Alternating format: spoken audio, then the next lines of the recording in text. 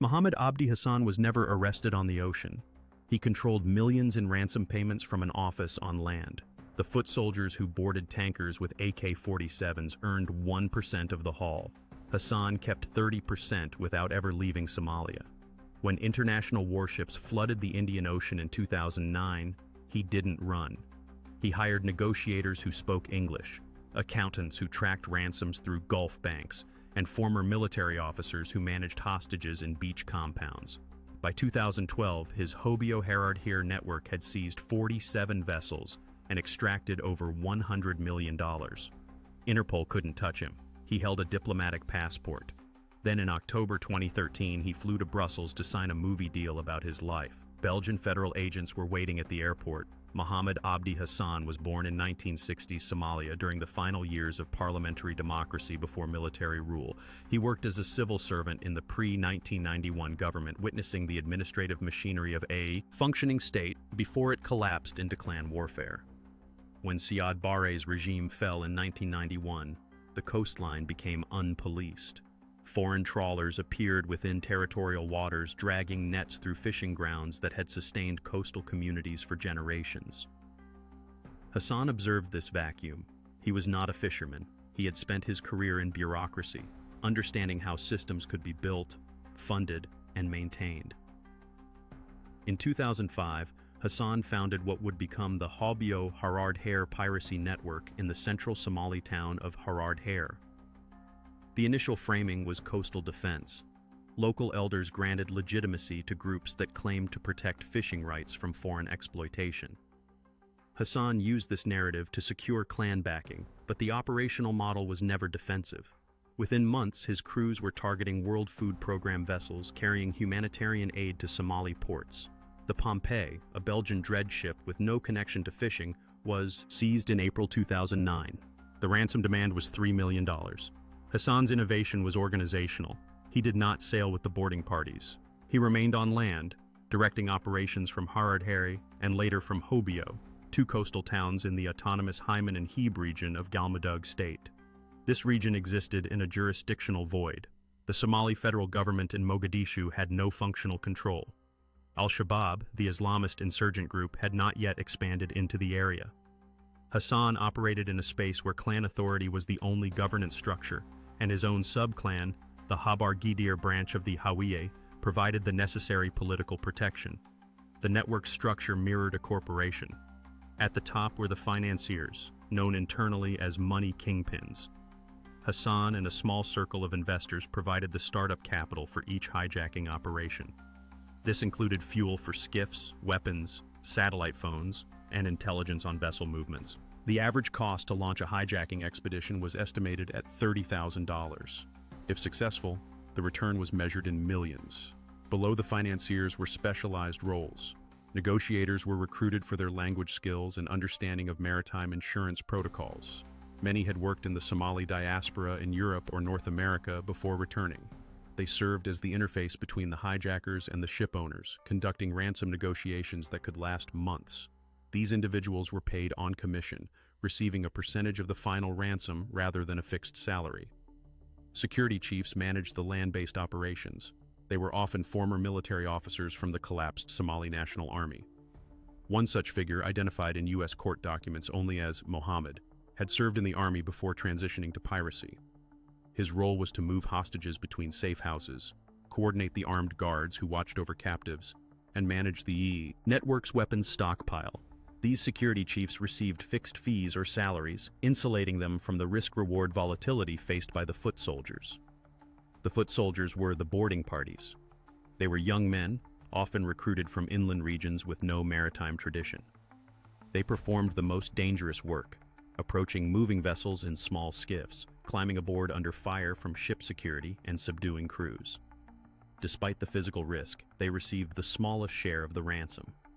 Internal distribution records recovered by investigators showed foot soldiers earning between 1% and 2.5% of the total payout. A $5 million ransom yielded $50,000 to $125,000 for a boarding crew of 10 to 15 men, split among them. Many never saw their full share due to debt mechanisms built into the system. Hassan's son, Abdikadir Abdi Hassan, assumed day-to-day operational control around 2010. Mohammed Abdi Hassan began positioning himself as a public figure, giving interviews to international media and claiming he had retired from active piracy. This distancing was strategic. As international naval patrols intensified and the financial risk increased, Hassan sought to legitimize his accumulated wealth while maintaining control over the network's infrastructure. One of Hassan's key associates was Mohammed M.A., known by the alias TC. TC served as the regional governor of Hyman and Hebe State while allegedly acting as a bridge between the pirate networks and local administration. His dual role allowed the network to operate with a degree of quasi-state legitimacy. When foreign journalists or researchers sought access to pirate-controlled areas, TC facilitated meetings. When ransoms needed political clearance to be delivered, TC provided assurances. This overlap between criminal enterprise and regional governance was not incidental. It was structural. Hassan maintained relationships with figures across the Somali political spectrum. In 2012, he received a diplomatic passport from a former transitional president, issued as part of a broader amnesty initiative to encourage pirate leaders to abandon the industry. The passport granted him international travel rights and a degree of immunity from arrest. It was a calculated insurance policy. Hassan understood that as naval forces disrupted the business model, political integration was the safest exit strategy. The physical infrastructure of the network was equally sophisticated. Harar and Hobyo transformed from quiet fishing villages into operational hubs during the piracy boom. Warehouses stored fuel drums, weapons, and supplies. Communications centers equipped with satellite phones and internet connections maintained contact with hijacked vessels and conducted negotiations with ship owners. The towns developed a secondary economy serving the piracy industry. Mechanics repaired outboard motors for skiffs, welders reinforced boats. Traders sold food, water, and cot to pirate crews preparing for operations. Hassan's wealth accumulation was rapid. Estimates from financial investigators suggest he earned between $10 million and $20 million during his active years. This wealth was diversified across multiple asset classes. Real estate holdings in Mogadishu, Nairobi, and Dubai provided legitimate investment vehicles. Cash reserves were distributed among trusted clan members to reduce the risk of seizure. Business investments in telecommunications, construction, and import-export companies generated ongoing revenue streams that masked the criminal origins of the capital. The clan dynamics underpinning Hassan's power deserve closer examination. The Habar Gidir subclan of the Hawiye is one of Somalia's largest and most politically influential groups. Control over Galmudug state, where Harar and Hobyo are located, was contested among various Habar Gidir lineages. Hassan's piracy operations generated wealth that translated into political influence. He funded clan militias, provided social services in areas where government was absent, and mediated disputes between rival lineages. This patronage network created a base of support that extended beyond the immediate piracy operations. Traditional clan elders faced a dilemma. Piracy violated customary norms about honorable conduct and proper livelihoods. Elders received complaints from families whose sons had been killed or imprisoned. Yet Hassan's financial contributions to the community were substantial. He funded the construction of mosques, schools, and wells. He provided emergency assistance during droughts. The elders negotiated a tacit compromise. They publicly condemned piracy while privately accepting Hassan's patronage and allowing operations to continue. Between 2008 and 2012, Somali piracy reached its operational zenith. The Hobyo Harar network was responsible for some of the most high-profile hijackings of this period. These were not opportunistic attacks. They were coordinated operations that demonstrated a sophisticated understanding of global shipping patterns and maritime vulnerabilities. In November 2008, the network seized the MV Sirius Star, a Saudi-owned oil supertanker carrying 2 million barrels of crude oil, valued at over $100 million. The vessel was captured 450 nautical miles southeast of the Kenyan coast, far beyond the range of traditional coastal piracy. The hijackers used a captured fishing vessel as a mothership, extending their operational reach deep into the Indian Ocean. The ransom demand was initially $25 million, but was negotiated down to $3 million, delivered by parachute drop to the deck of the tanker in January 2009. The Sirius Star seizure marked a turning point. It demonstrated that no vessel, regardless of size or flag, was beyond reach. The operational details of the Sirius Star hijacking reveal the network's capabilities. Intelligence on the vessel's route was gathered weeks in advance, likely purchased from corrupt port officials or obtained through informants in the maritime logistics industry. The mothership, a previously hijacked fishing trawler, was stocked with fuel, food, and water for an extended operation. The boarding party consisted of 12 men armed with AK-47s and RPG-7 rocket launchers. They approached the supertanker in 2 skiffs at dawn, timing their attack for the period when crew alertness was lowest. The Sirius Star's crew attempted evasive maneuvers, increasing speed and executing zigzag patterns, but the supertanker's limited maneuverability made escape impossible. The pirates fired warning shots, then used grappling hooks and rope ladders to climb the 15-meter freeboard.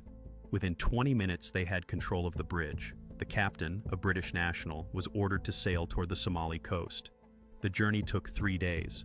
During this time, the pirates made initial contact with the ship's owner, Vela International, a subsidiary of Saudi Aramco, via satellite phone. 1 month later, in January 2009, the network captured the MV Fina, a Ukrainian cargo ship transporting 33 T-72 battle tanks, grenade launchers, and ammunition. The vessel was en route to Mombasa, Kenya, though the final destination of the weapons remains disputed. Some analysts suggested the arms were destined for South Sudan, violating a UN arms embargo.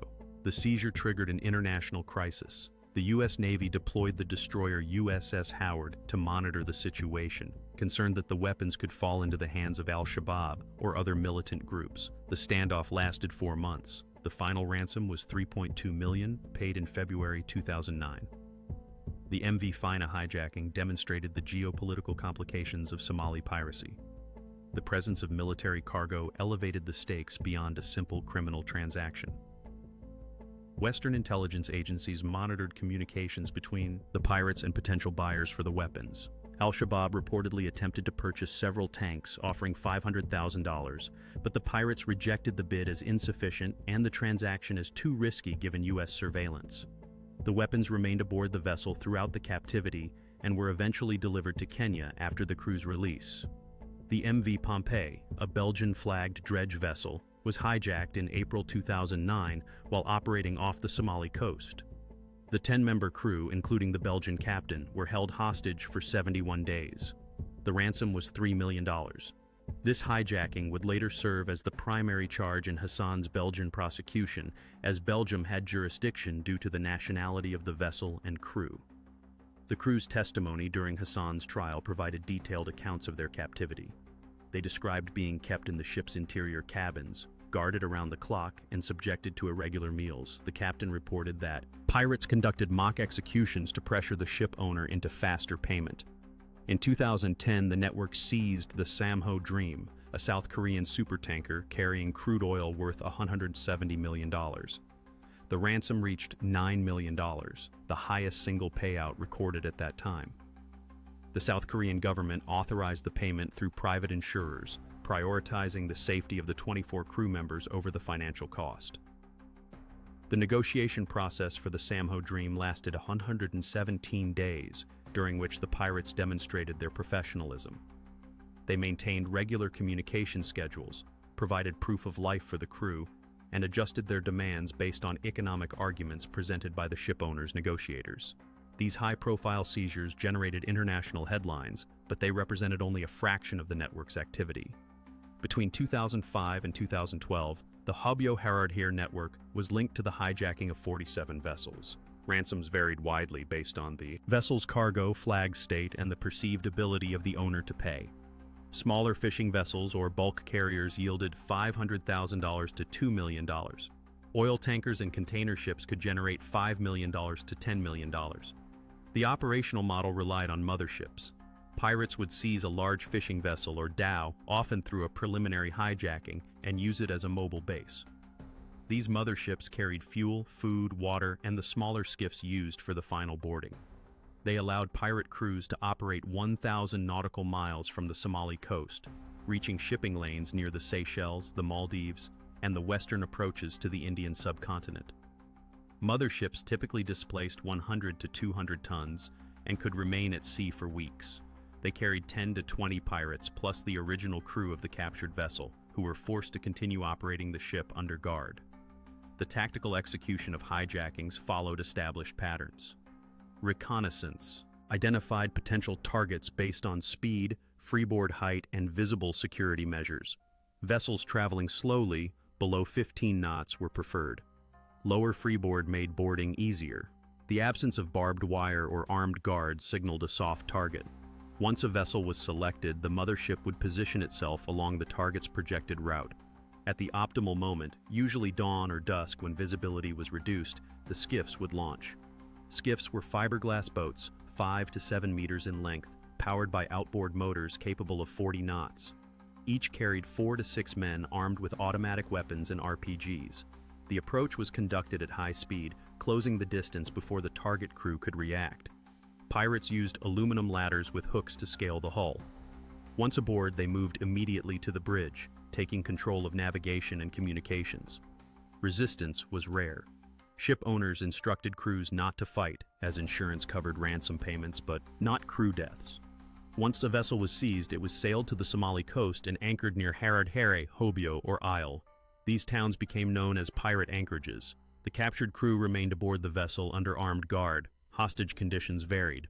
Some crews were treated relatively well, provided with food, and allowed limited movement on deck. Others were subjected to psychological abuse, mock executions, and prolonged isolation to pressure ship owners into faster payment. The anchorage phase required significant logistical support.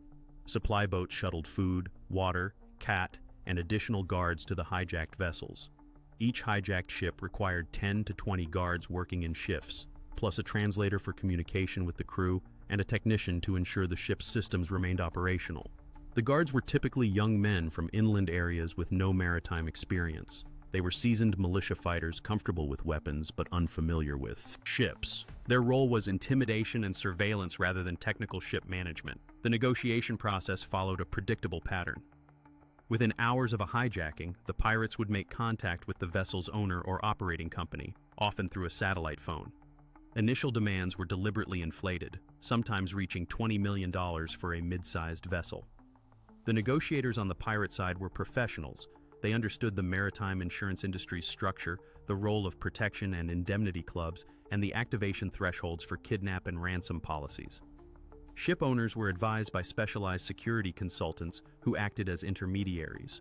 These consultants, often former military or intelligence personnel, conducted the negotiations on behalf of the owners, shielding them from direct contact with the pirates. The consultant's role was to extend the negotiation, reducing the final ransom through a combination of delay tactics and economic arguments about the ship owner's limited financial capacity. Negotiations could last weeks or months. The pirates demonstrated patience, knowing that each additional day increased the financial and reputational pressure on the ship owner. Documentation of these negotiations, recovered from laptops seized during raids on pirate safe houses, revealed a sophisticated understanding of negotiation psychology. Pirates would make small concessions to build trust, reducing demands by $100,000 to $500,000 increments. They provided proof of life for hostages, allowing brief phone calls with family members. They threatened violence but rarely executed these threats, understanding that dead hostages had no value. The consultants on the ship owner's side employed similar tactics, emphasizing the financial hardship of the ransom and the ship owner's willingness to walk away from the vessel if the price was too high. The final ransom was typically delivered in cash. A chartered aircraft would fly over the hijacked vessel and drop waterproof containers filled with US dollars onto the deck. Pirates would count the money, sometimes using currency counting machines brought aboard for the purpose. Once satisfied, they would release the crew and depart. In some cases, disputes arose over short counts or counterfeit bills, delaying the release. One documented case involved a ransom delivery where the pirates discovered $50,000 in counterfeit notes. They detained the crew for an additional week until a replacement payment was made. The scale of the ransoms generated between 2005 and 2012 was staggering. The United Nations Office on Drugs and Crime estimated total ransom payments at $339 million to $413 million. This figure represented only the direct payments to pirate groups, not the broader economic costs of piracy, which included increased insurance premiums, naval deployment expenses, rerouting of shipping lanes, and installation of onboard security measures. When these indirect costs were included, the total economic impact exceeded $18 billion. The distribution of ransom money followed a rigid hierarchy. Financiers like Hassan took the largest share, typically 30% to 75% of the total ransom. This percentage reflected their initial investment and the political protection they provided. A $5 million ransom could yield $1.5 million to $3.75 million for a single financier. Hassan's multiple investments in simultaneous hijacking operations meant he was receiving returns from several ransoms concurrently during peak periods. Negotiators received commission-based payments, often 5% to 10% of the ransom. For a $5 million payout, this translated to $250,000 to $500,000. The highest-earning negotiators were those who had lived in Western countries and possessed fluent English plus familiarity with corporate negotiation styles.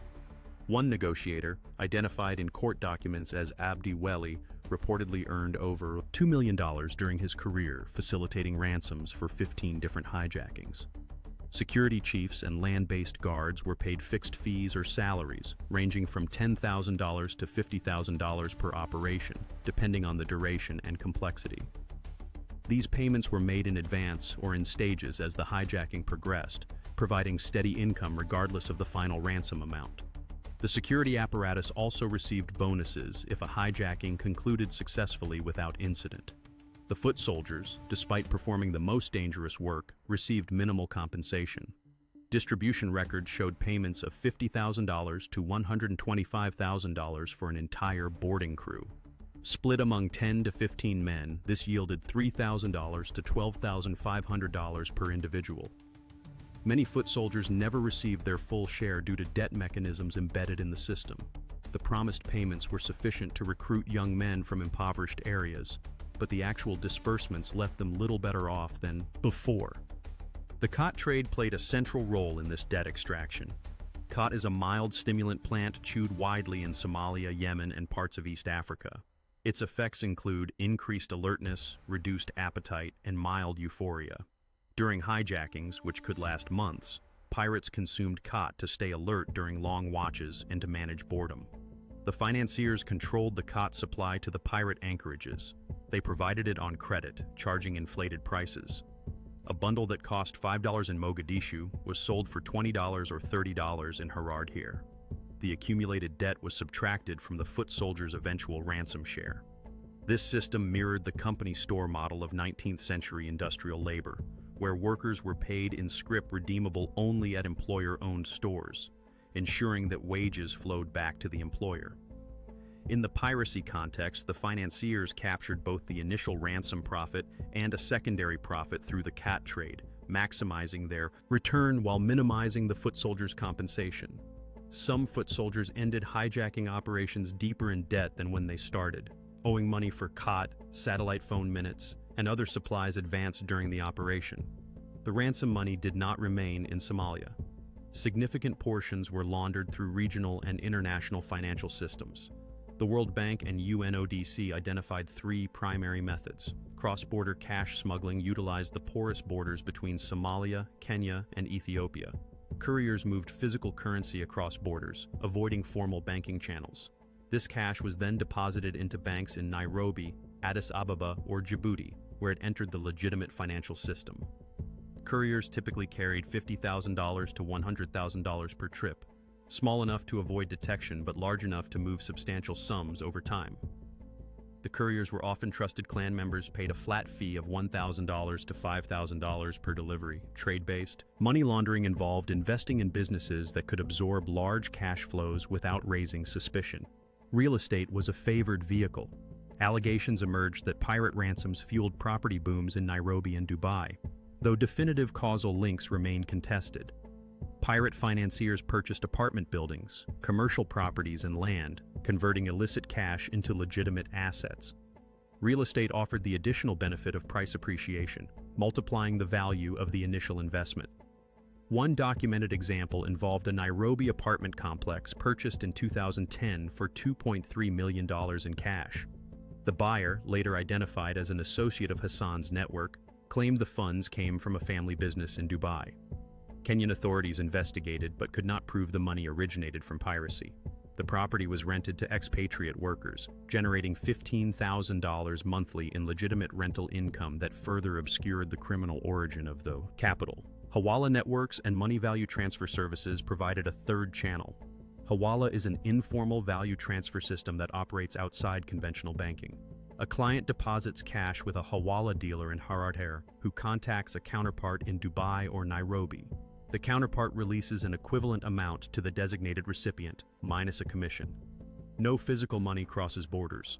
The system balances over time through trade flows and reciprocal transactions. Hawala networks are difficult to trace because they rely on trust relationships and maintain minimal records.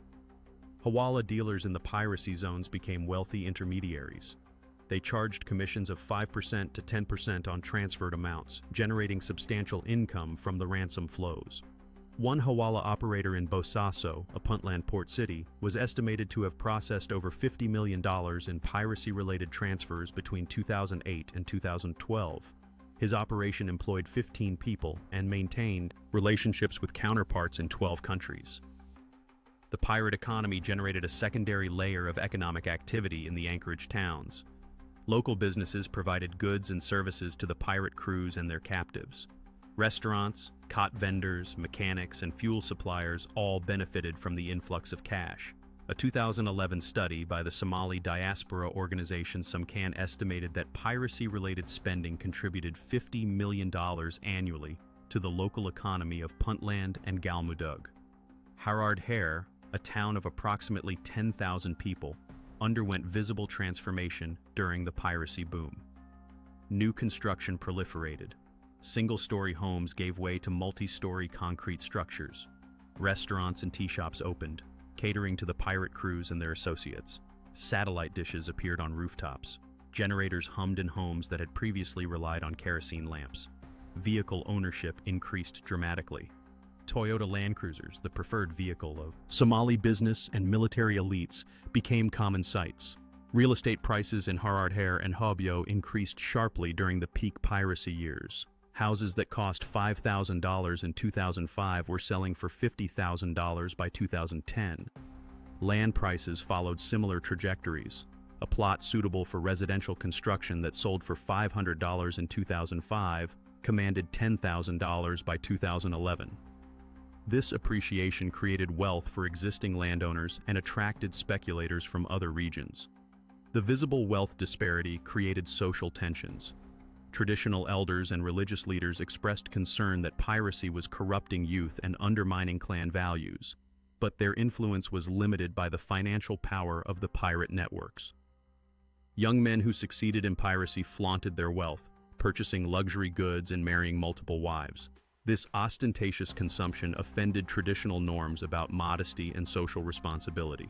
Families whose sons had been killed or imprisoned in piracy. Operations blamed the financiers for recruiting youth into a dangerous profession. The relationship between pirate networks and Al-Shabaab was pragmatic rather than ideological. Al-Shabaab, which controlled much of southern Somalia from 2007 to 2011, officially condemned piracy as un-Islamic. The group's leadership issued fatwas declaring piracy a form of theft prohibited under Sharia law. However, in practice, the group extracted payments from pirate operations in exchange for allowing them to operate in areas under Al-Shabaab influence. Reports indicated that Al-Shabaab collected approximately 5% of ransom payments as a security tax in regions where it held territorial control. This arrangement allowed both groups to benefit financially while maintaining nominal ideological distance. Pirates operating in Al-Shabaab-controlled areas paid the tax to avoid harassment and to ensure safe passage for their supply convoys. Al-Shabaab used the revenue to fund its insurgency against the Somali government and African Union forces. The relationship soured in 2010 when Al-Shabaab seized control of Harar. The group imposed strict Sharia law and initially attempted to shut down piracy operations entirely. Several pirates were arrested and publicly flogged. However, the economic disruption caused by the crackdown created local resentment. Clan elders negotiated a compromise where pirates would relocate operations to other coastal areas while Al-Shabaab would receive increased payments for allowing residual logistical support to continue through Harar. The holding of hostages was a sophisticated operation that required logistical planning and psychological management. Once a vessel was anchored off the Somali coast, the crew became a financial asset that had to be maintained in negotiable condition. The pirates understood that dead or severely injured hostages reduced the vessel's ransom value. Simultaneously, they needed to maintain sufficient threat to prevent escape attempts and to pressure ship owners into faster payment. Hostages were typically kept aboard the hijacked vessel rather than moved to shore. This reduced the risk of escape and simplified logistics. Armed guards, usually 10 to 20 men, remained on the vessel around the clock, working in shifts. They were equipped with AK-47s, RPGs, and handheld radios to communicate with the land-based command center. Guard rotations occurred every few days, with fresh personnel ferried out by supply boats. This rotation prevented guard fatigue and reduced the chance of guards developing sympathetic relationships with hostages.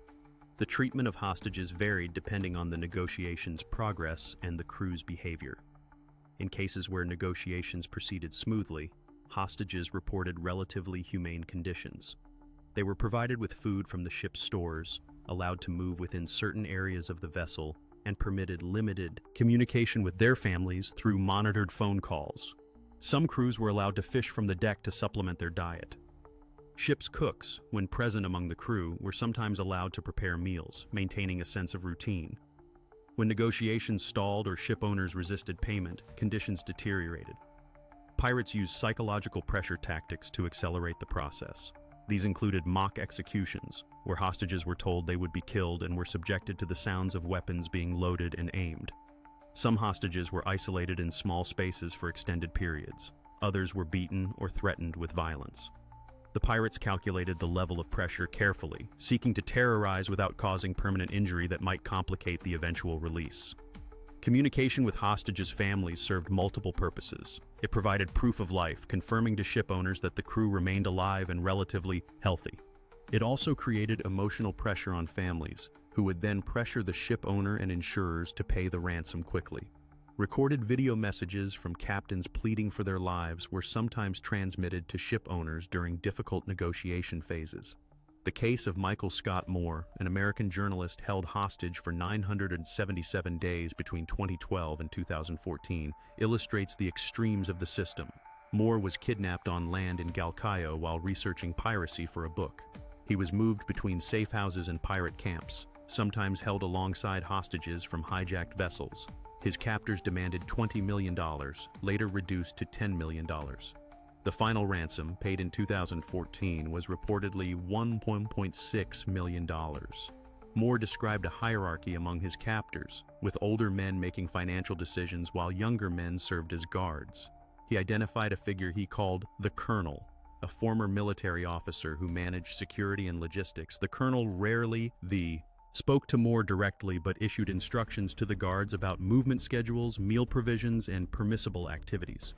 Moore's account detailed the psychological deterioration caused by prolonged captivity. He experienced depression, weight loss, and intermittent illness due to poor sanitation conditions. Hostages were sometimes moved between vessels or to shore-based locations if the situation required. This was logistically complex and increased the risk of rescue operations or escape. For this reason, most crews remained aboard their own vessels throughout their captivity. The exceptions were hostages considered high-value targets, such as Western nationals or crew members from wealthy countries. These individuals were sometimes separated from the rest of the crew and held in inland locations where rescue operations would be more difficult.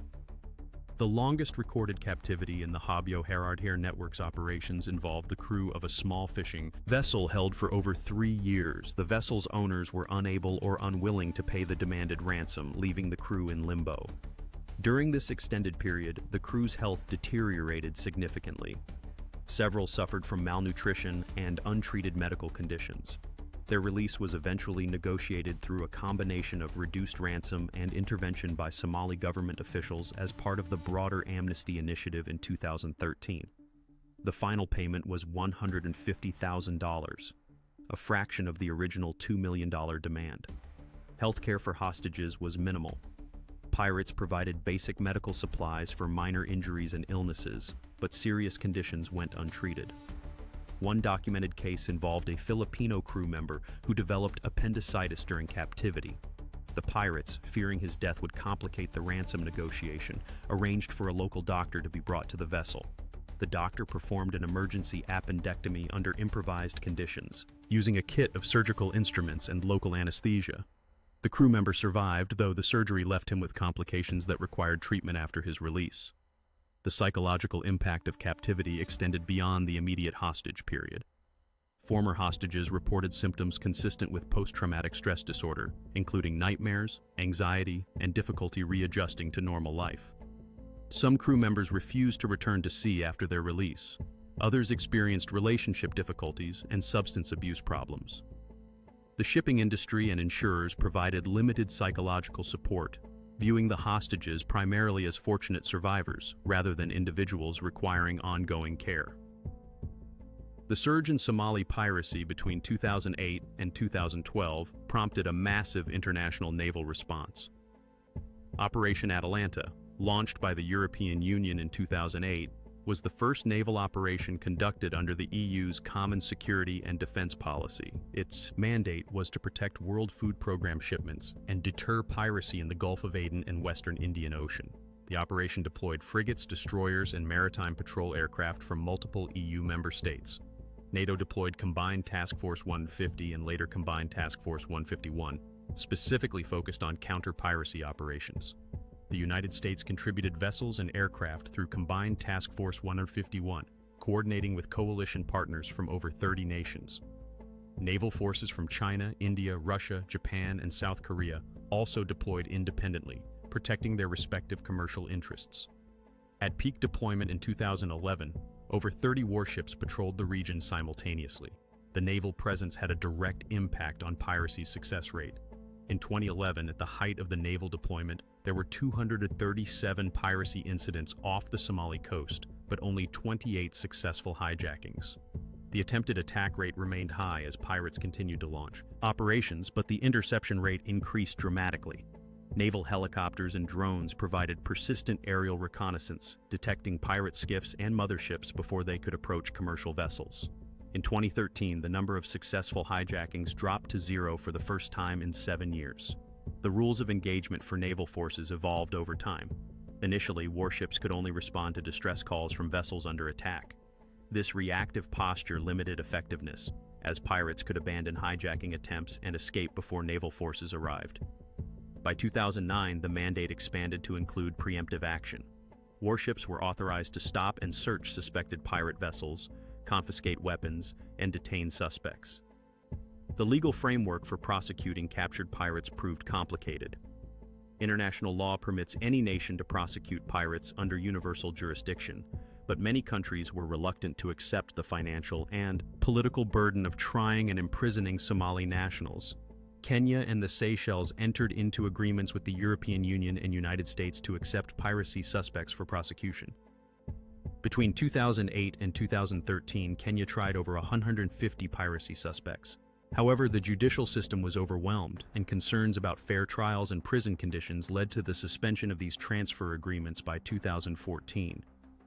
Some pirates were prosecuted in their capturing nation's courts. The United States tried several high-profile cases in federal courts, resulting in lengthy prison sentences. One case involved 2 Somali men prosecuted for the kidnapping of journalist Michael Scott Moore. Both received 30-year sentences in U.S. federal prison. European nations, including Belgium and Germany, also conducted prosecutions under their domestic laws. The disparity in legal outcomes created resentment among captured pirates. Foot soldiers who participated in hijackings received decades-long sentences, while financiers and organizers like Hassan initially avoided prosecution due to their land-based operations and political connections. This imbalance reinforced perceptions that the international response targeted the most vulnerable participants while allowing the most culpable to escape justice. The shipping industry adapted through a combination of defensive measures and insurance mechanisms. The best management practices for protection against Somalia-based piracy, BMP4, became the industry standard. Recommendations included traveling at maximum speed through high-risk areas, maintaining 24-hour lookout watches, using barbed wire to delay boarding, and creating secure citadels where crew could retreat if pirates boarded. Citadels were fortified interior rooms stocked with communications equipment, food, and water, allowing crews to hole up while pirates controlled the rest of the vessel. The deployment of armed guards became widespread. Private, military, and security companies established a significant presence in the Indian Ocean, offering armed escort teams to merchant vessels. These teams, typically consisting of 3 to 6 former military personnel armed with assault rifles, traveled aboard vulnerable vessels through high-risk zones. The presence of armed guards dramatically reduced successful hijackings. Pirates avoided vessels with visible armed guards, preferring softer targets. Industry data showed that no vessel with embarked armed guards was successfully hijacked during the peak piracy period. The use of private security raised legal and ethical questions. The status of armed guards in international waters remained ambiguous. Some coastal states refused port entry to vessels carrying armed personnel. Others required complex licensing and weapons declarations. Concerns arose about the potential for excessive force. Several incidents involved armed guards firing on approaching boats later determined to be fishermen rather than pirates. The industry developed guidelines to minimize these risks, but the legal framework remained incomplete. Insurance costs reflected the changing risk environment. At the peak of piracy in 2010-2011, additional war risk premiums for transiting the Gulf of Aden could reach $150,000 per voyage for a mid-sized vessel. Kidnap and ransom insurance became mandatory for many vessels operating in the region.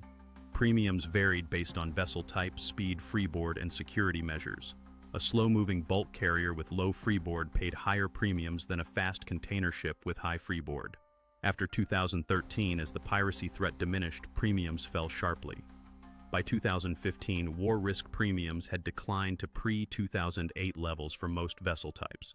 Some insurers eliminated the Gulf of Aden surcharge entirely, reflecting confidence that the threat had been contained. This premium reduction saved the shipping industry hundreds of millions of dollars annually, offsetting the costs of armed guards and defensive measures. The legal question of who bore financial responsibility for ransom payments generated litigation that reached the highest courts. The case of the MT Polar, a crude oil tanker hijacked in 2010, became a landmark. The shipowner paid a ransom to secure the vessel's release and then sought to recover a portion from cargo interests under the general average principle, a maritime law doctrine that distributes extraordinary expenses among all parties with an interest in a maritime venture. The cargo interests argued that ransom payments did not qualify as general average because they were criminal payments made under duress. The shipowner countered that the payment was a necessary sacrifice to preserve the vessel and cargo, precisely the type of expense the general average doctrine was designed to distribute. The UK Supreme Court ruled in 2024 that cargo interests were liable for their share of the ransom payment, confirming that piracy ransoms fell within the scope of general average. This decision had significant implications for cargo insurers and shipping contracts, clarifying that the financial burden of piracy could be shared across multiple parties. By 2013, Mohammed Abdi Hassan had cultivated a public persona as a reformed pirate leader. He gave interviews to international journalists, speaking openly about his past while claiming he had retired from active operations. In one interview with the international media outlet CGTN, Hassan explained his version of piracy's origins, emphasizing the narrative of illegal fishing and toxic waste dumping as provocations. He portrayed himself as someone who had initially sought to protect Somali waters before the enterprise evolved into ransom-driven hijacking. Hassan established what he called an anti-piracy agency in Mogadishu, ostensibly designed to provide skills training and rehabilitation for former pirates. The agency occupied a small office near the Bukhara market, staffed by several of Hassan's associates. He presented himself as a partner in peace, someone who could facilitate the release of remaining hostages and help dismantle the networks he had built. Hassan claimed he could leverage his relationships with active pirate groups to negotiate releases and encourage younger operators to abandon the profession. Western security agencies viewed Hassan's reinvention with skepticism. Intelligence reports suggested the anti-piracy agency served as a negotiation platform for extracting payments from the Somali government and international donors in exchange for hostage releases. The hostages in question were often held by associates of Hassan's network, creating a situation where Hassan appeared to solve problems he had helped create. The agency received no international funding, undermining Hassan's claims of legitimate rehabilitation work. Belgian federal prosecutors saw an opportunity. Hassan was wanted in connection with the 2009 hijacking of the Pompeii, but his diplomatic passport and the lack of a functioning extradition mechanism with Somalia made arrest in Africa unlikely. An arrest warrant had been issued in 2011, but Interpol red notices held limited weight in Somalia's fractured political landscape. The decision was made to bring him to Europe through non-traditional means. Undercover agents, working with Belgian intelligence services, devised an elaborate operation. They posed as film producers interested in making a high-budget documentary about piracy. The premise was that the film would tell Hassan's story, portraying his transition from pirate kingpin to reformed peace advocate. The agents approached Mohammed M.A. TICE, Hassan's trusted associate and the former governor of Hyman and Hebe. TICE served as the intermediary, vouching for the agent's legitimacy and convincing Hassan that the film project was genuine. The agents spent months building the relationship. They held preliminary meetings in Somalia, discussing the film's scope and budget. They presented a script outline that framed Hassan as a complex figure who had responded to the collapse of the Somali state and the exploitation of its waters. They offered consulting fees totaling $100,000 for Hassan's participation and suggested that Hassan would have creative input on the production. The appeal to Hassan's ego was deliberate. The agents understood that Hassan saw himself as a significant historical figure, someone whose story deserved to be told on an international stage. The fictional film project was titled Pirate King and purported to have backing from a European production company. The agents provided Hassan with fabricated production documents, including a preliminary budget of $10 million and a proposed distribution deal with international streaming platforms. They showed Hassan concept art for the film's poster and discussed casting options for the actor who would portray him. Hassan reportedly expressed preference for a well-known actor and provided detailed feedback on how certain scenes should be depicted. In October 2013, Hassan and TC were invited to Brussels to finalize the contract and serve as expert advisors during pre-production. The agents arranged first-class flights and luxury hotel accommodations. They scheduled meetings with supposed executives and arranged for Hassan to attend what was described as a film industry gala. On October 12, 2013, Hassan and TC landed at Brussels airport. Belgian federal police were waiting. Both men were arrested on the jetway before they could leave the aircraft. The arrest was a diplomatic and operational success. Hassan's diplomatic passport proved worthless in Belgian jurisdiction. The document had been issued by a transitional Somali government that Belgium did not fully recognize, and Hassan was traveling on a tourist visa that provided no immunity. The charges were kidnapping, piracy, and participation in a criminal organization, all related to the Pompeii hijacking. TC was charged as an accessory and facilitator for his role in coordinating pirate operations and his alleged involvement in ransom negotiations. The trial began in 2015 in Bruges. Hassan's defense argued that he had been entrapped, lured to Belgium under false pretenses. They contended that the sting operation violated due process and that Hassan's diplomatic status should have precluded arrest. The defense also argued that Hassan had no direct involvement in the Pompeii hijacking, claiming he was a businessman whose companies happened to operate in the same region as pirates. They presented witnesses who testified that Hassan provided legitimate services to the hard-hair community and was not involved in criminal activity. The prosecution countered that Hassan had voluntarily traveled to Belgium and that the undercover operation was a legitimate law enforcement tactic used globally to apprehend fugitives. They argued that Hassan's diplomatic passport was a tool of convenience rather than a legitimate diplomatic appointment. The prosecution presented financial records tracing ransom payments through accounts controlled by Hassan's associates, testimony from former hostages who described the conditions of their captivity, and intercepted communications between Hassan's network and the hijackers. The evidence presented at trial included financial records tracing ransom payments through accounts controlled by Hassan's associates. Bank records from Gulf states showed transfers totaling $3 million matching the Pompeii ransom payment timeline. These transfers were routed through multiple accounts to obscure their origin, but financial forensic analysts traced the flow back to Hassan's business entities. Phone records showed calls between Hassan's satellite phone and numbers used by the Pompeii hijackers during the negotiation period. The Pompeii crew members testified about their 71 days in captivity. The Belgian captain described the psychological strain and the uncertainty of whether they would be released alive. He recounted specific threats made by the guards, including an incident where guns were held to crew members' heads while ransom negotiations were stalled. The captain identified voices from recorded phone calls as belonging to individuals who had guarded them during captivity. Other crew members corroborated his account, providing consistent descriptions of the hijacking, the conditions aboard the vessel, and the behavior of their captors. In March 2016, the court sentenced Hassan to 20 years in prison. The judge's ruling described Hassan as the kingpin of a sophisticated criminal enterprise responsible for terrorizing international shipping and endangering the lives of hundreds of hostages. The sentence reflected the severity of the crimes, Hassan's leadership role. TT received a 5-year sentence reflecting his role as an intermediary and the lesser evidence of his direct involvement in violent acts. The court found that TT had been the primary organizer and financier of the hijacking, even though he had not been physically present. Hassan's legal team appealed the conviction, arguing procedural errors and disputing the evidentiary standards applied.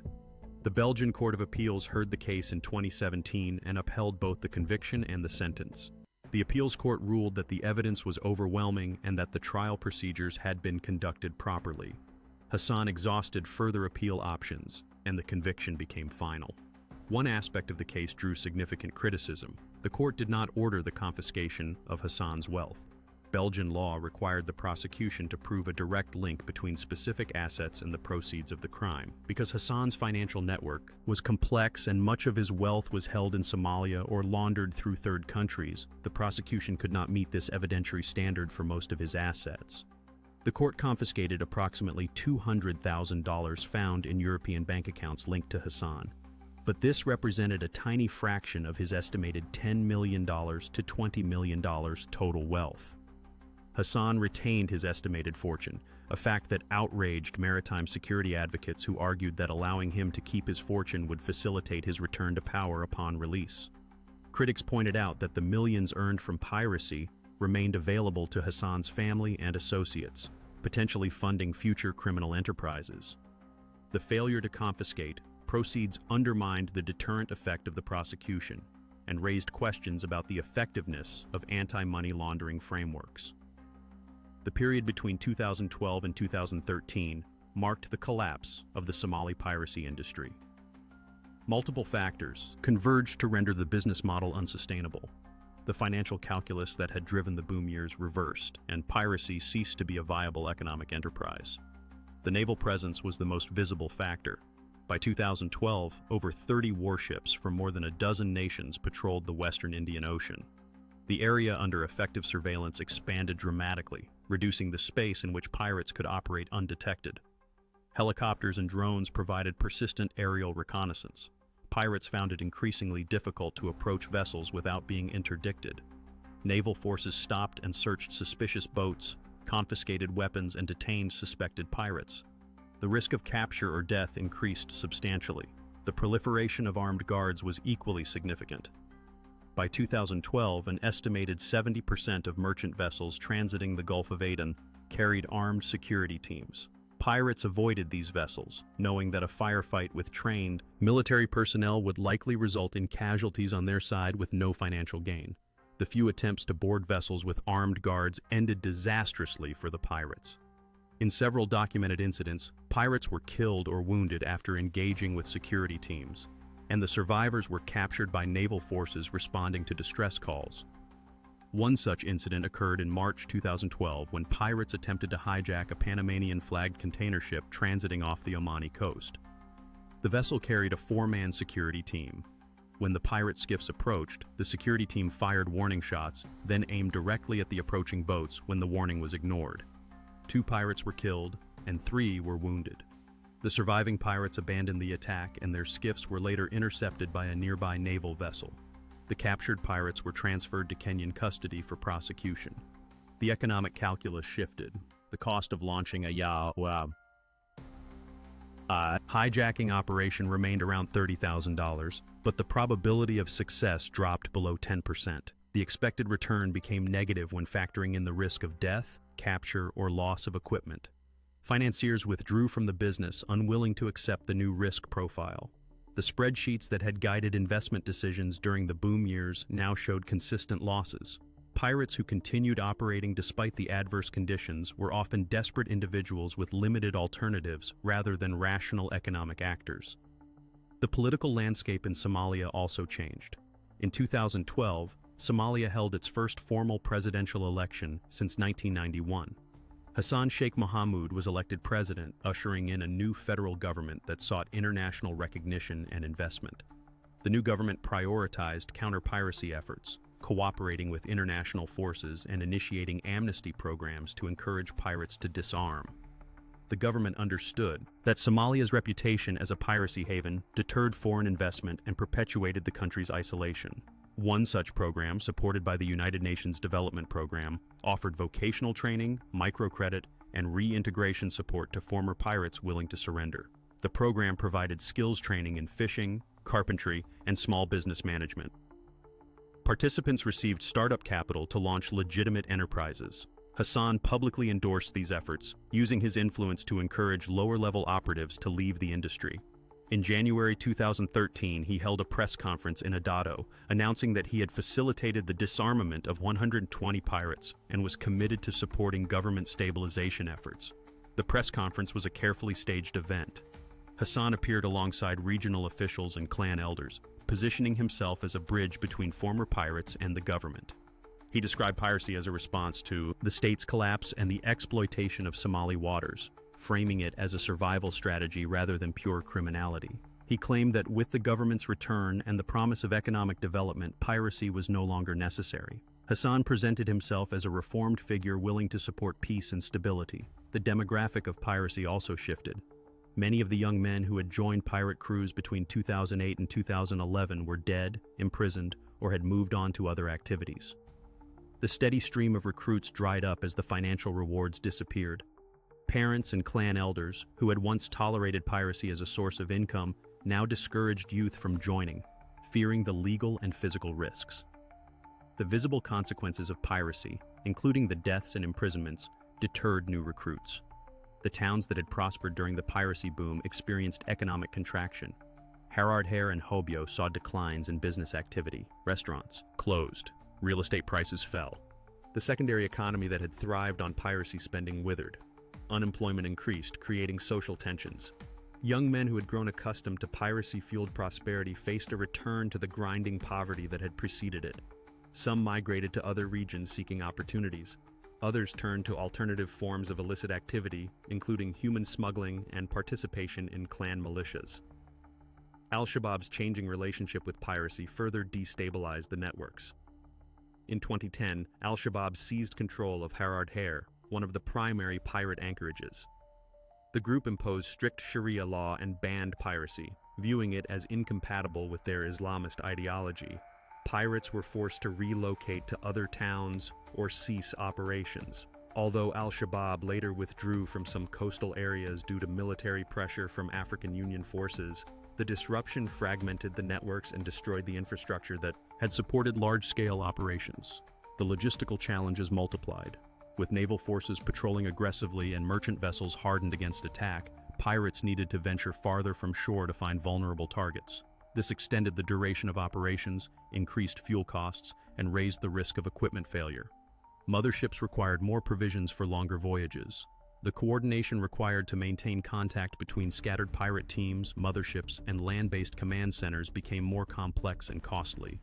The operational model that had worked during the boom years no longer functioned in the new security environment.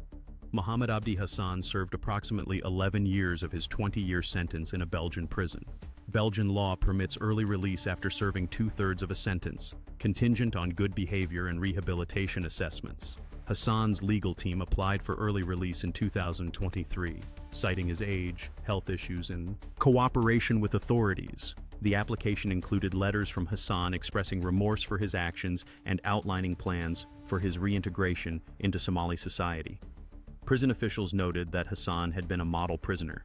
He participated in educational programs, learned French, and maintained contact with his family through supervised visits and phone calls. He avoided disciplinary incidents and cooperated with prison authorities. The rehabilitation assessment concluded that Hassan posed minimal risk of reoffending and that he had demonstrated genuine change. The Belgian parole board approved his early release in late 2024, with the condition that he be immediately deported to Somalia. Hassan returned to a country that had changed significantly during his incarceration. The federal government had consolidated control over some regions, though clan dynamics and regional autonomy remained central to political power.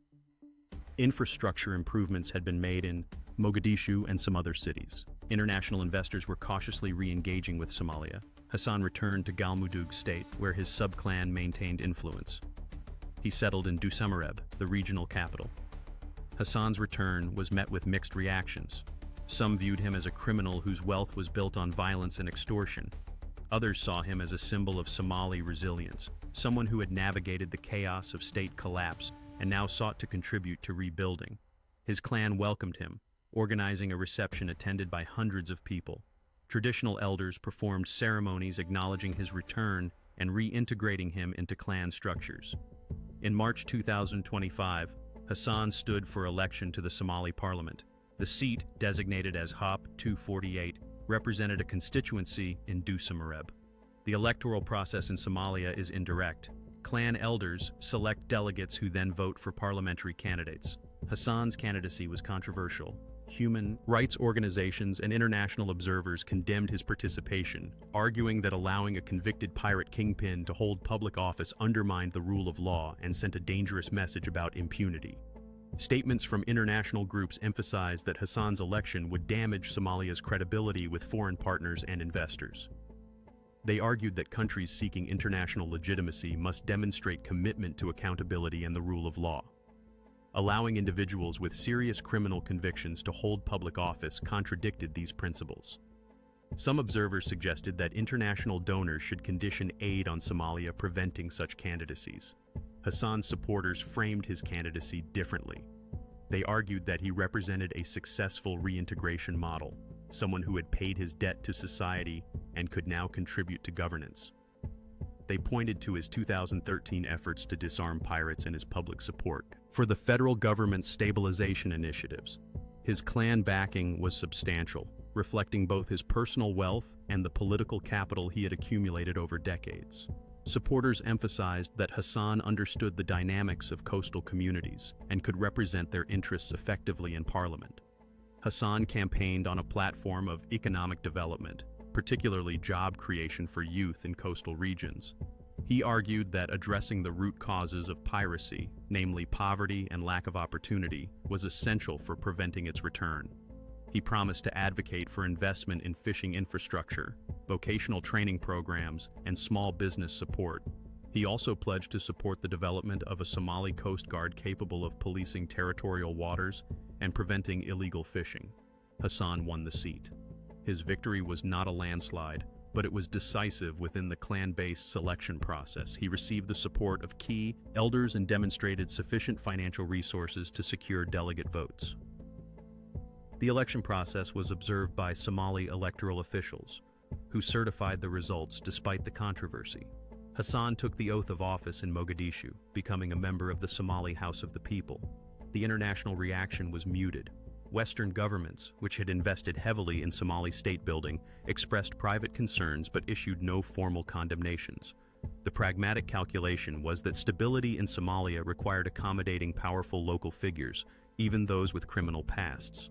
The alternative, attempting to exclude Hassan and risk clan conflicts, was deemed more destabilizing than allowing his participation. Diplomatic cables obtained by researchers revealed internal debates within foreign ministries about how to respond, with most concluding that public criticism would be counterproductive. Hassan's entry into parliament coincided with a troubling development. In late 2024, Somali piracy re-emerged after a decade of dormancy. The trigger was the redeployment of Western naval forces to the Red Sea in response to Houthi attacks on commercial shipping. As warships moved north to counter the Houthi threat, surveillance in the Western Indian Ocean decreased. Pirates detected this reduction in naval presence and tested the waters with exploratory attacks. In March 2024, pirates hijacked the Bulker Abdullah, a Bangladesh-flagged bulk carrier, off the Somali coast. The vessel was transiting from Mozambique to the United Arab Emirates carrying a cargo of coal. The crew of 23 was held hostage for several weeks. The hijacking followed familiar patterns. Pirates approached in skiffs launched from a mothership, boarded using ladders, and sailed the vessel toward the Somali coast. The ransom demand was initially $10 million, later negotiated down to $5 million. The payment was made in April 2024, and the crew was released unharmed near the Somali town of Isle. Intelligence analysts noted similarities between the new hijackings and the methods used by the Habyo-Harardhair network in the 2008-2012 period. The use of motherships, the professional negotiation tactics, and the ransom distribution patterns suggested that elements of the old networks were being reactivated. Communications intercepts revealed that some negotiators involved in the Bulker Abdullah hijacking had participated in earlier operations. The anchorage location near Eel, a traditional pirate hub, indicated continuity with previous operations. Whether Hassan had any involvement remained unclear. As a member of parliament, he enjoyed legal immunity from prosecution for actions conducted while in office. If he was facilitating or financing the new wave of piracy, proving it would be difficult. No direct evidence linked him to the Bulker Abdullah hijacking or other incidents. His associates and family members, however, maintained connections in the coastal regions where piracy had re-emerged. The financial networks that had moved ransom money during the boom years remained largely intact, though dormant. Hassan gave a television interview in April 2025, his first public statement since taking office. He denied any connection to the resurgent piracy, stating that he had left that life behind and was committed to serving his constituents and supporting national development. He called for increased international support for Somali Coast Guard capabilities and job creation programs that would offer alternatives to piracy for unemployed youth. Hassan emphasized that piracy was a symptom of deeper problems, including illegal fishing by foreign vessels and the lack of economic opportunities in coastal communities. Maritime security analysts remained skeptical. The timing of Hassan's return and the piracy resurgence appeared more than coincidental. Some suggested that his release might have emboldened dormant networks, signaling that piracy remained a viable option. Others argued that Hassan's political position provided cover for associates to reactivate operations, with Hassan benefiting indirectly through clan patronage networks. Definitive proof remained elusive, but the circumstantial connections raised concerns. The shipping industry responded to the resurgence with heightened vigilance. Additional vessels deployed armed guards when transiting the region. Insurance companies increased war risk premiums, though not to the levels seen during the 2008-2012 period. Naval forces redirected some assets back to the Indian Ocean, balancing the need to counter Houthi threats in the Red Sea with the requirement to maintain pressure on Somali piracy. The best management practices protocols were reviewed and updated to address new tactical developments. The story of Muhammad Abdi Hassan and the Habyo-Harardhair network reveals the structural conditions that enable organized crime to flourish in fragile states.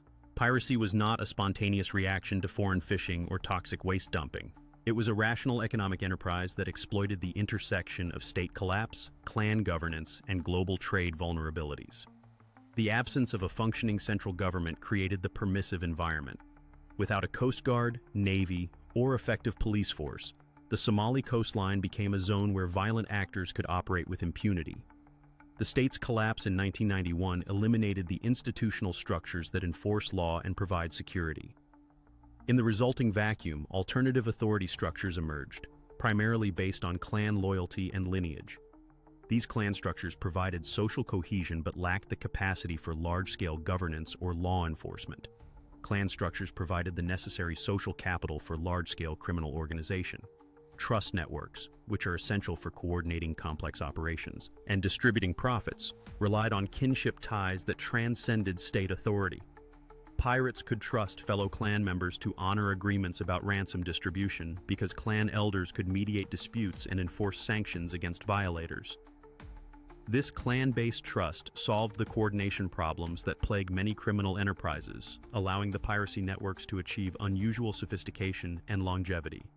The global shipping industry's vulnerabilities were equally critical. The reliance on narrow sea lanes, the high value of cargo, and the reluctance of shipowners to accept delays created predictable targets. Approximately 20,000 vessels transit the Gulf of Aden annually, representing a significant portion of global trade. The concentration of shipping in this choke point made target selection straightforward. Pirates needed only to position themselves along established shipping lanes and wait for suitable vessels. The maritime insurance industry's willingness to pay ransoms, while rational from a cost-benefit perspective, provided the financial fuel that sustained the piracy business model. Insurers calculated that paying a $5 million ransom was cheaper than losing a $100 million vessel in cargo, or bearing the costs of prolonged crew captivity. This calculation incentivized pirates, who understood that insurers would ultimately authorize payment. The predictability of insurance payouts reduced the pirates' risk and enabled the development of a stable business model. The financier model, where risk and reward were distributed unequally, allowed individuals like Hassan to accumulate enormous wealth while remaining insulated from physical danger. The foot soldiers bore the brunt of the risk but received minimal compensation. This hierarchy is not unique to piracy. It mirrors structures found in drug trafficking, human smuggling, and other forms of transnational organized crime. The separation of financing, operations, and tactical execution created specialized roles that optimized efficiency while concentrating wealth at the top of the organization. The international response, while eventually effective in suppressing piracy, did not address the underlying conditions. Naval patrols and armed guards increased the cost of piracy, but did not provide alternative economic opportunities for young Somali men. The conditions that made piracy attractive, poverty, unemployment, lack of education, and limited prospects, remained unchanged. The naval deployment was a suppression strategy rather than a solution, effective only as long as resources were committed to maintaining the pressure. The judicial response was inconsistent. Some pirates were prosecuted and imprisoned, often in third countries under controversial transfer agreements. Others, particularly financiers and leaders, avoided legal consequences due to jurisdictional complexities and the difficulty of gathering evidence in a conflict zone. The disparity between the treatment of foot soldiers and financiers reinforced perceptions of injustice. Young men from poor backgrounds received decades-long sentences while wealthy organizers maintained their freedom and assets. Hassan's transition from pirate leader to parliamentarian illustrates the fluidity of power in post-conflict societies. In contexts where state authority is weak and clan loyalty is paramount, individuals can move between roles that would be mutually exclusive in stable democracies. The criminal and the politician are not separate categories but overlapping positions within the same social structure. Hassan's wealth, derived from piracy, provided the resources to secure political position. His political position, in turn, provided legal protection and opportunities for further enrichment. The 2024-2025 resurgence of piracy demonstrates that suppression is not eradication. The networks, knowledge, and incentives that drove the 2008-2012 piracy wave did not disappear. They were dormant, waiting for the strategic environment to shift. The redeployment of naval forces created that opportunity. If the conditions that made piracy profitable re-emerge, the networks will reactivate. The institutional memory of how to conduct hijackings, negotiate ransoms, and distribute proceeds remained intact despite the decade-long hiatus. The piracy industry also demonstrates how criminal enterprises adapt to law enforcement pressure. The networks learned from interdictions and adjusted tactics. They extended their operational range, used larger motherships, and developed more sophisticated communication security. When armed guards became common, pirates shifted targeting priorities toward vessels without visible security. This adaptive capacity, characteristic of successful criminal organizations, makes eradication difficult without addressing root causes. The economic incentives remain powerful. A successful hijacking can generate millions of dollars, an almost inconceivable sum in a region where annual per capita income is measured in hundreds of dollars. For young men facing unemployment and poverty, the promise of even a small share of a ransom represents life-changing wealth. As long as these economic disparities persist, criminal enterprises offering rapid enrichment will find willing recruits. In February 2025, a container ship transited the Gulf of Aden under armed guard, The crew reported a brief radar contact 12 nautical miles off their port side. The contact disappeared after 20 minutes. No approach was made. The shipping company noted the incident in their security log and continued the voyage. That same week, Mohammed Abdi Hassan attended a parliamentary session in Mogadishu, voting on a bill related to fisheries management and coastal development. The session concluded with discussions about international partnerships to strengthen Somalia's maritime security capabilities.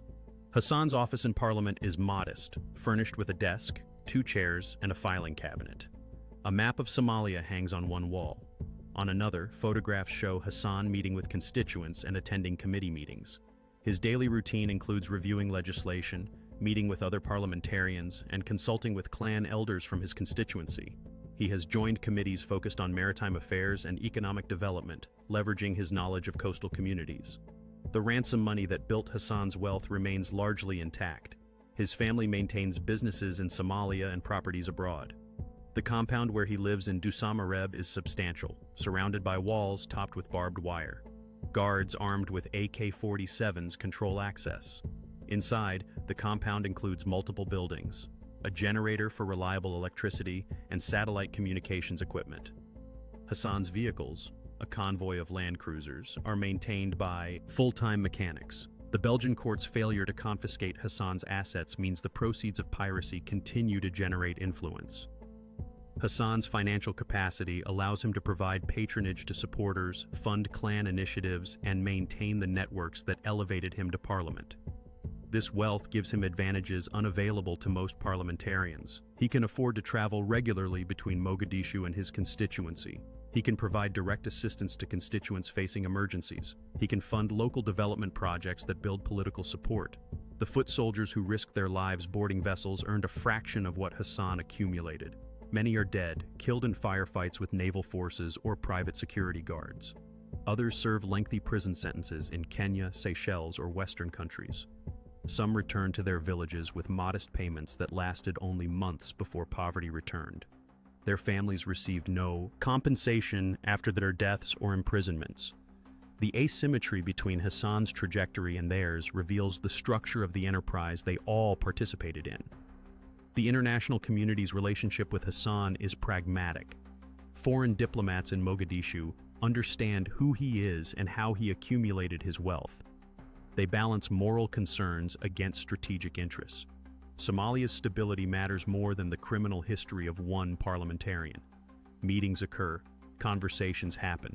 Hassan is consulted on matters related to coastal regions and maritime policy. His past is acknowledged but treated as separate from his current role. This compartmentalization allows engagement to proceed. The ocean remains lawless in ways that are not visible on maps. Naval patrols cover specific areas at specific times. Outside those zones and schedules, vast expanses of water remain unwatched. The skills required to hijack vessels have not been forgotten. The financial incentives remain. The young men in Harard Hair and Hobio who watch older relatives who succeeded in piracy understand the possibilities. They also see the risks, the deaths, and imprisonments. For now, the balance favors staying ashore. If circumstances change, if naval presence decreases further, or economic desperation deepens, the balance could shift. Hassan's story is not unique to Somalia or to piracy. Fragile states worldwide host similar trajectories where violence generates wealth, wealth generates political power, and political power provides immunity from accountability for the violence. The cycle persists because breaking it requires addressing structural conditions, poverty, state weakness, inequality, that are far more difficult to change than deploying warships or conducting arrests. The line between the ocean and the parliament is shorter than any map suggests. It is measured not in distance, but in the continuity of networks, the persistence of wealth, and the flexibility of power in places where formal institutions remain weak. Hassan crossed that line. Others will attempt the same crossing. The question is not whether criminal figures will seek political legitimacy, but whether states and international partners will allow these transitions to occur without addressing the crimes that made them possible.